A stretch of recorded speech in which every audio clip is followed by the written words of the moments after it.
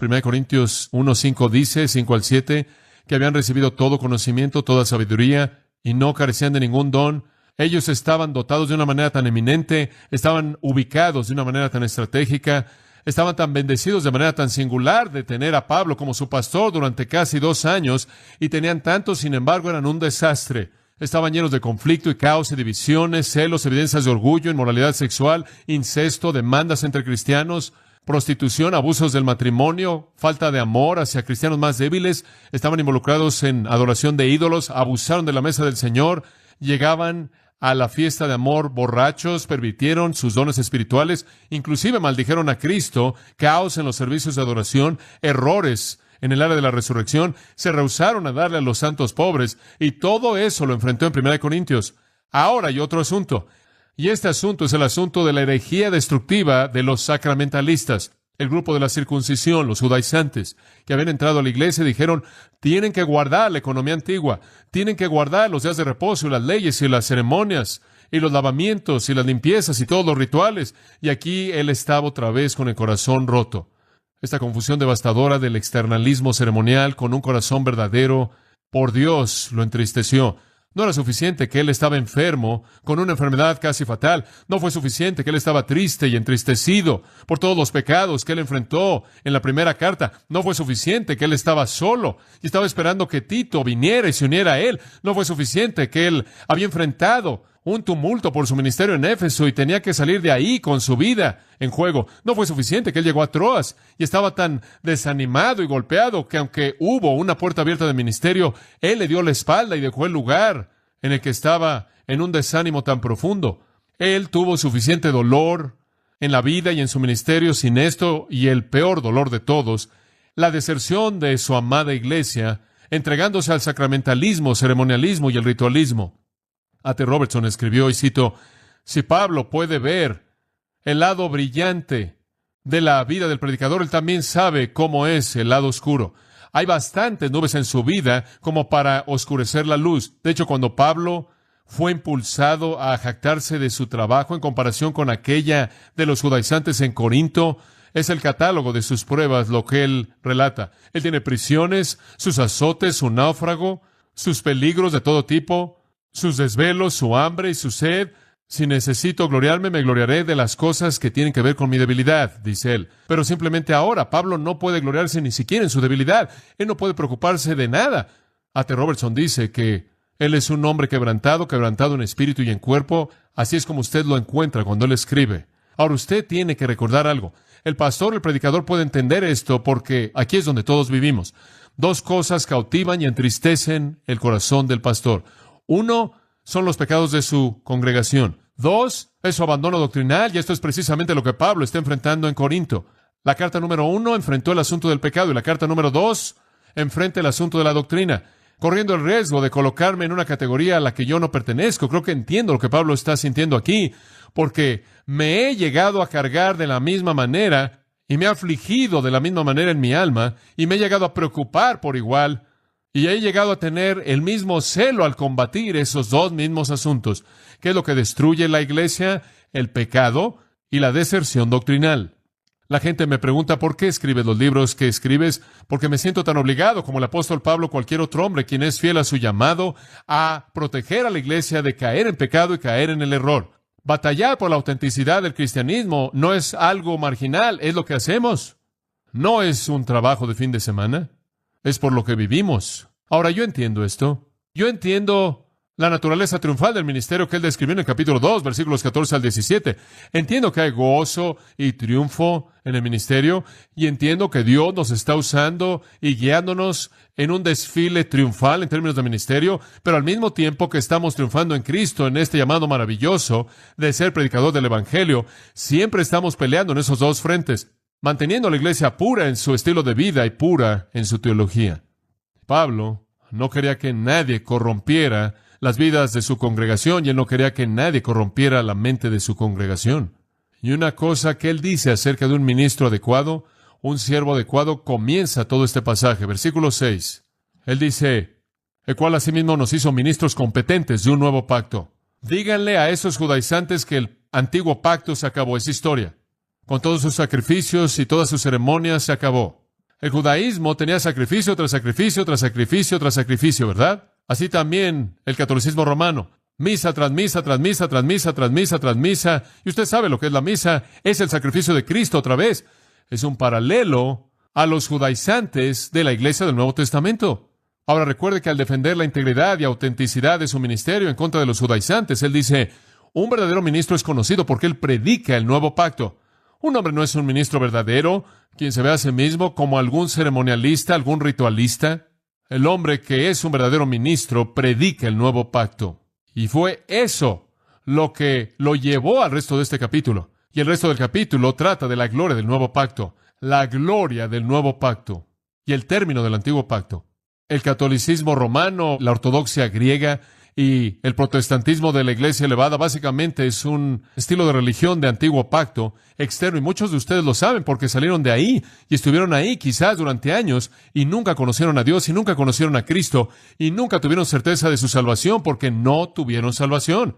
Simplemente tener un comité que se reunió y decidió que todos los católicos romanos y los ortodoxos griegos y los sacramentalistas son hermanos y hermanas por igual en Jesucristo es uno de los golpes más fuertes jamás dados en contra de los evangélicos que jamás he escuchado en mi vida entera. ¿Qué vamos a decir? ¿Deja de testificar a la gente en esos sistemas? ¡Qué pensamiento tan horrendo! Vamos a confesar como un pecado el dar testimonio a alguien quien está cautivo en una de esas religiones ceremoniales externas y por lo tanto darle la espalda a su necesidad espiritual. El ceremonialismo es una herejía mortal y debe ser vista como tal. Ahora, Pablo dice que debemos ser siervos de un nuevo pacto. Ahora sé que están haciendo una pregunta, ¿qué es el nuevo pacto? Quiero asegurarme de que lo entiendo. Y voy a hacer eso. Entonces, le voy a explicar a usted esta mañana acerca del nuevo pacto. Vamos a entrar a este pasaje la próxima vez, pero quiero hablarle del nuevo pacto y quiero que escuche con mucha atención porque esto es parte del cimiento. Mateo 26:28, no lo busque, simplemente escuche. Jesús dijo con sus discípulos en el aposento alto, en la última cena, con una copa en su mano. Esta es mi sangre del pacto, es el nuevo pacto en mi sangre. Aquí está, que es derramada ¿por qué? Por el perdón de pecados. Esta es la distinción del nuevo pacto. Es un pacto que provee, mediante la muerte de Cristo, perdón por los pecados. Ahora, tengo mucho que decir de esto y cuando haya dicho lo que le voy a decir esta mañana, aún así tendrá algunas preguntas, pero en las próximas semanas serán respondidas. Ciertamente los corintios sabían esto. Ellos conocían el nuevo pacto, después de todo, tenían la mesa del Señor. Pablo había sido su pastor, les había enseñado todo eso. Ellos fueron salvos al creer en el nuevo pacto. Ellos habían celebrado el nuevo pacto cada vez que tenían comunión. Ellos conocían el nuevo pacto. Ellos entendían que era el pacto en la sangre de Cristo mediante el cual el pecado podía ser perdonado de manera permanente y para siempre. Esta es la razón por la que el sacrificio nunca más necesita ¿qué? Ser repetido. Dice usted, si sabían eso, si sabían que el nuevo pacto perdonaba el pecado y que era la provisión completa, ¿cómo es que llegaron a caer en eso? ¿Cómo es que aceptaron eso? ¿Cómo es que llegaron a creer esa mentira engañosa de que el ritual sacramental ceremonial externo de alguna manera es un medio de gracia? ¿Quieres saber algo? El antiguo pacto, por maravilloso que era y por glorioso que era, simplemente apuntaba al Salvador. Simplemente son símbolos. Todos esos sacrificios, todos esos lavamientos, todas esas ceremonias, circuncisión, todo eso era simbólico, no real. Y todo apuntaba a la realidad.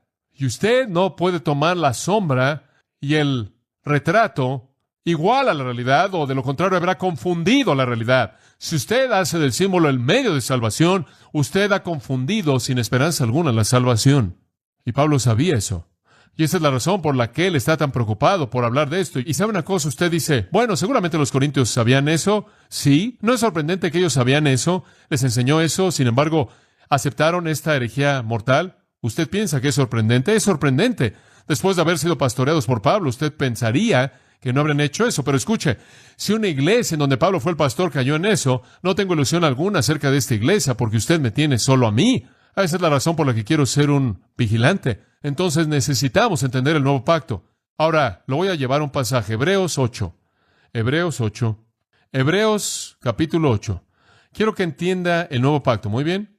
Y la mejor manera en la que usted puede entender está aquí en Hebreos 8. Ahora no podemos cubrir todo esto a detalle, pero usted va a recibir lo suficiente para entenderlo. Versículo 6. Hablando de Cristo, quien es un sumo sacerdote mejor que Aarón o que cualquiera de los sacerdotes levíticos, dice, hablando de Cristo, pero ahora tanto mejor ministerio es el suyo, cuanto es mediador de un ¿qué? mejor pacto, establecido sobre mejores promesas. El nuevo pacto es ¿un qué? Un mejor pacto. Dice usted, ¿por qué es un mejor pacto? En primer lugar, porque tiene un mediador mejor. El nuevo pacto es el pacto en la sangre de Cristo. Ese es un mejor pacto. Tiene un mejor mediador. ¿Mediador qué es eso? Bueno, significa alguien que está entre dos partes y las une. Alguien que está en medio de una disputa o conflicto, y para ser un mediador que realmente es bueno, tiene que representar por igual ambas partes, ¿verdad? ¿Sabe usted que en el Antiguo Testamento hubieron algunos mediadores en el Antiguo Pacto? Según Gálatas 3:19, Éxodo 20:19, Deuteronomio 5:5, Moisés fue un mediador. Él fue un mediador en el Antiguo Pacto. Él vino entre el hombre y Dios. Y los profetas fueron mediadores en cierta manera porque trajeron la palabra de Dios al hombre. Y los sacerdotes fueron mediadores porque trajeron las necesidades del hombre a Dios. Moisés fue un mediador, los profetas fueron mediadores y los sacerdotes fueron mediadores. Y sabe una cosa, digamos que fueron mediadores reales, pero tuvieron un problema serio. No representaban por igual ambas partes. Moisés fue un hombre, pero él no era Dios, ¿verdad? Los profetas fueron hombres, pero no eran Dios. Los sacerdotes fueron hombres, pero no eran Dios. Un mediador perfecto tendrá que ser tanto hombre como Dios. Entonces dice el apóstol Pablo, escribiéndole a Timoteo, tenemos un mediador entre Dios y los hombres, Jesucristo, hombre. Ellos fueron mediadores en sombra, tratando de reflejar lo que el mediador verdadero sería. No fueron mediadores falsos, fueron mediadores reales. Hay algunas religiones falsas que tienen mediadores totalmente falsos, pero en el judaísmo fueron mediadores reales, nada más que fueron ineficaces, inadecuados. Fueron sombras, porque no representaron realmente de manera completa a Dios. Pero en el nuevo pacto no necesitamos ningún sacerdote, ¿verdad? No necesitamos ninguna persona para que sea el mediador entre nosotros y Dios. No necesitamos a ningún santo.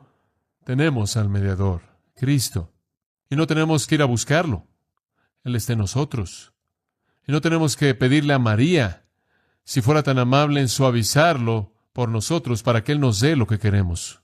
El nuevo pacto es un mejor pacto porque tiene un mejor mediador. Y en segundo lugar, es un mejor pacto porque tiene mejores promesas. Mejores promesas. Todos los pactos están basados en promesas. Eso es lo que los pactos son. Y el antiguo pacto hizo algunas promesas. Pero el nuevo pacto hace una mejor promesa. ¿Sabe cuál es? Por el sacrificio de Jesucristo, una vez hecho para siempre, Él borró nuestro pecado para siempre. Esa es una mejor promesa. El perdón de pecados realizado de una vez por todas mediante la sangre de un sacrificio, el Señor Jesucristo. El punto es que eso es todo lo que usted necesita en el nuevo pacto, ¿no es cierto? Como puede ver cuando usted ve el catolicismo romano, usted ve todos esos sacrificios repetidos en la misa todo el tiempo. Usted ve a todas esas personas con los cuellos al revés, siendo sacerdotes y papas y cardenales y todo eso, y están operando como si estuvieran bajo el antiguo pacto, bajo un formato diferente. Y mezclado con eso, el nuevo pacto confunde la pureza de la fe cristiana auténtica. Abrir sus brazos y abrazar eso sería como si el apóstol Pablo le estuviera diciendo a los corintios, en 2 de Corintios, esta es una carta corta, estoy tan emocionados porque abrazaron y recibieron a los judaizantes. Firma Pablo. Claro, observa el versículo 7. Porque si aquel primero hubiera sido sin defecto, ciertamente no se hubiera procurado lugar para el segundo. Si el primer pacto pudiera haberlo hecho, no habría habido un segundo pacto, pero no era perfecto. De hecho, el versículo 8 dice, reprendiéndolos. Y después el resto del pasaje, hasta el versículo 2, es una cita directamente del profeta Jeremías en Jeremías 31. Y Jeremías prometió el nuevo pacto, y esto es tomado de ahí. El antiguo pacto tenía fallas, tenía algunas fallas reales. Entonces tenía que haber un nuevo pacto. Y hay 7 factores descriptivos que muestran la naturaleza del nuevo pacto. En primer lugar, él dice, he aquí vienen días, dice el Señor, en que estableceré con la casa de Israel y la casa de Judá un nuevo pacto. Lo primero acerca del nuevo pacto es que es de Dios. Es de Dios. Estableceré. Eso es lo que el Señor dice. Está basado en la soberanía de Dios. Es su propósito y su plan, y lo ha sido desde antes de la fundación del mundo. En segundo lugar, es diferente. Él dice, versículo 9, no como el pacto que hice con sus padres, el día que los tomé de la mano para sacarlos de la tierra de Egipto. No va a ser así. Es diferente. No es una mejora, es uno nuevo. Su naturaleza básica es diferente. Un nuevo pacto. Nuevo en el sentido de diferente. En tercer lugar, esto es realmente importante. Es con Israel. Este pacto es con Israel. Como el antiguo pacto, este nuevo pacto va a ser con Israel. Observe lo que dice en el versículo 8. Con la casa de Israel y la casa de Judá. Y ahí en el versículo 10. Este es el pacto que haré con la casa de Israel. ¿Está listo para escuchar